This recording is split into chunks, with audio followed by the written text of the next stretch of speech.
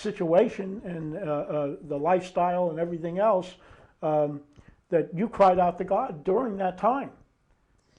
Yeah, I cried out to God a lot. Just going through so much, depression, oppression, having a mental illness, and the medicine they used to give me used to mess me up bad. I was on Haldol, I was on Prolixin, on lithium, and those medicines mess you up worse. Yeah, just as much as the other stuff. It messes you up so bad. And then on top of those mental drugs, I took crack and I drank heavily. So I would keep on winding up, having nervous breakdowns, in and out of the hospital, about maybe 10 times, in and out the hospital. But the Lord did bless me. He blessed me when I gave my life to Him and I came off those drugs. One morning I came off those drugs. After that, everything started falling into place. I was able to get into goodly housing with Concern for Independent Living.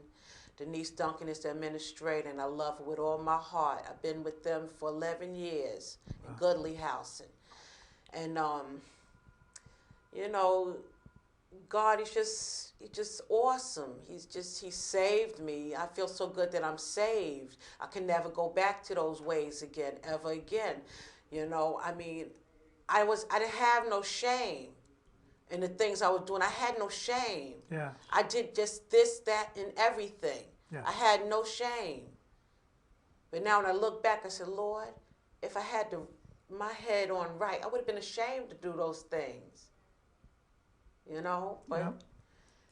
He's a good God. Now He turned all that bad and evil into something good. I can help somebody else. That's Maybe right. Somebody else will hear my testimony and get saved. That's right.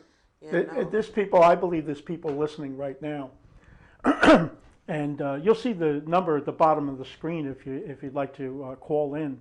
But one of the great and awesome, you see, we serve a great God. This is not something that's up here that we're making believe. This is not something we're imagining. This is a real God. And one of the things that God has done for Alicia, and He can do the same thing for you. He can do it today for you. He could do it today for you. And that is when she accepted Jesus Christ, there was no coming down from the drugs. I want you to share that, how you prayed that prayer that God took that, even that, after all those years. Well, I was in the rooming house in Central Islip, my in-laws' house that they would send me to, when I really got low and I needed a place to stay. I was in there one morning after being on drugs all night long, and mind you, I was getting drugged out every day.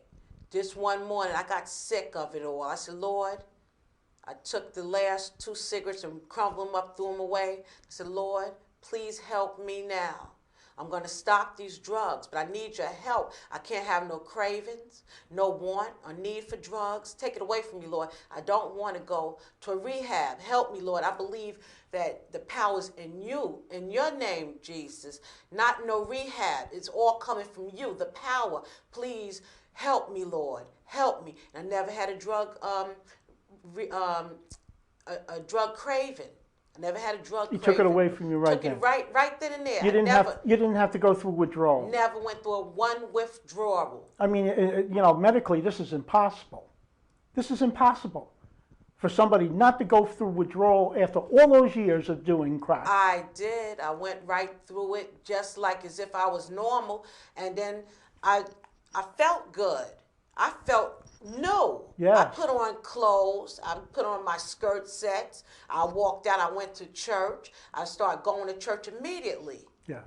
Immediately, I started going to church. And you go to a wonderful church now. What is the church you go to now? I go to Souls for Christ Deliverance Church. And my bishop is Maddie Hampton. Yes. And I love her. She's a sweet lady. A wonderful lady. Beautiful spirit. Beautiful spirit. Yes. What God has done for one, the Bible says He's no respecter of person. Mm-hmm.